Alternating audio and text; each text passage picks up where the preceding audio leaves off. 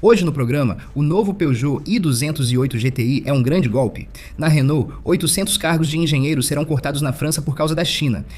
Para reduzir os custos, uma montadora está trazendo de volta os vidros manuais e, por fim, a Citroën começa a fazer suspense sobre seu futuro 4x4.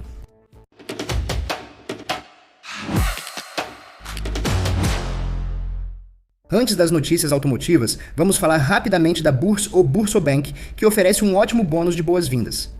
A Bourse ou Boursorama é o banco mais barato da França há 17 anos. E atualmente você pode receber até 200 euros de bônus na abertura da sua conta com um simples primeiro depósito.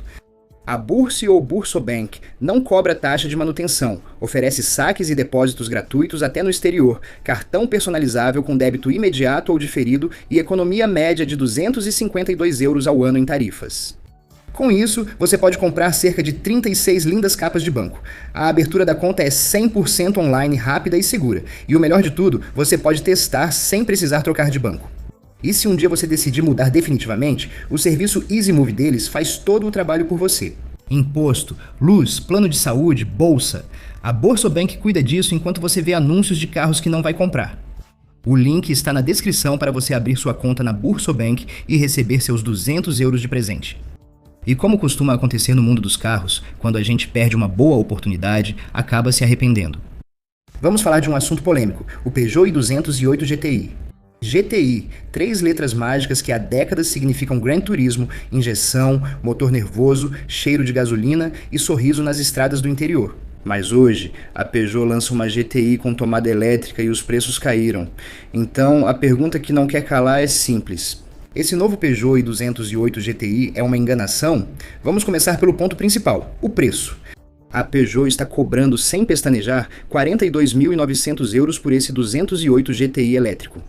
E a Peugeot, num gesto de generosidade, oferece um desconto imediato de 1.850 euros mais o bônus ecológico, o que faz a conta cair para menos de 38 mil euros.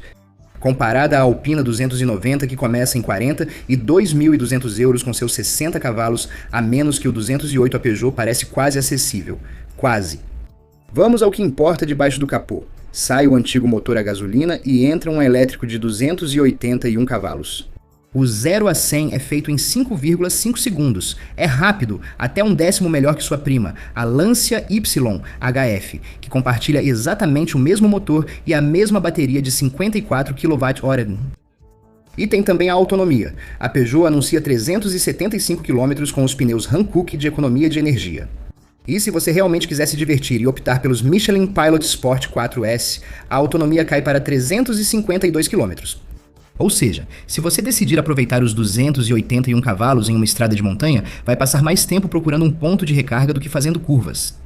A Peugeot Sport realmente caprichou nos detalhes. Bitolas mais largas, altura do solo reduzida em 25 mm, diferencial autoblocante, freios de 355 mm.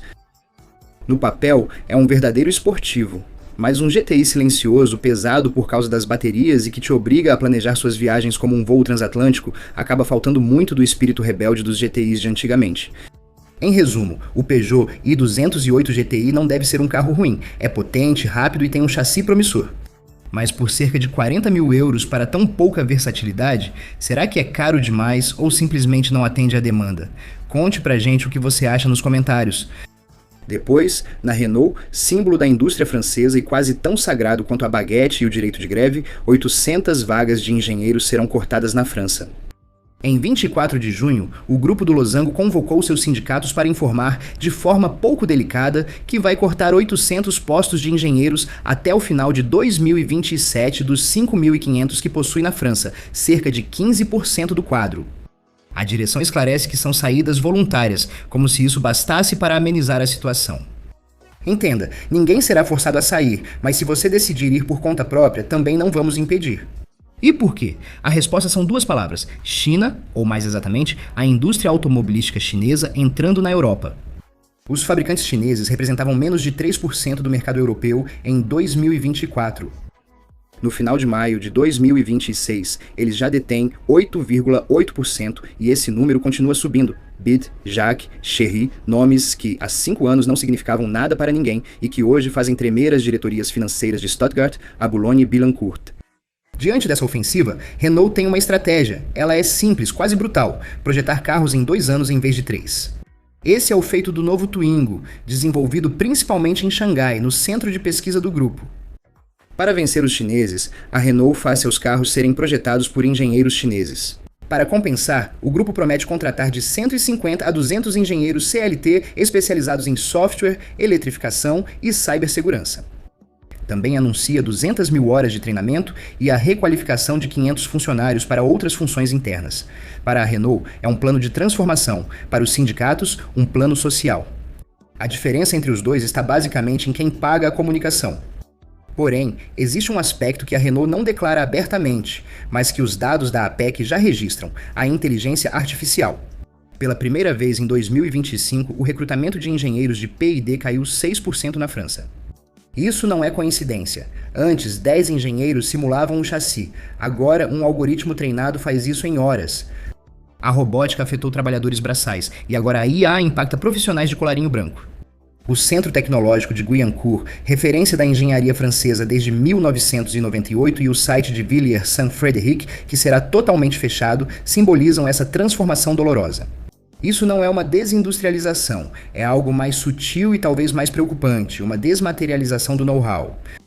Agora, deixe-me fazer uma pergunta simples. Quanto você está disposto a pagar por um carro elétrico que não tem vidros elétricos, não tem tela sensível ao toque, não tem alto-falante, não tem pintura? A resposta da Slate Auto é $24.950, ou cerca de 22 mil euros. E, estranhamente, talvez essa seja a ideia mais inteligente que a indústria automobilística teve em anos. Slate Auto é uma startup americana baseada em Michigan, apoiada por Jeff Bezos. A empresa levantou $1,4 bilhão para construir essa picape ultra simples. Carroceria de plástico cinza, cabine de 2 lugares, sem firulas. Mas sob essa austeridade há algo interessante.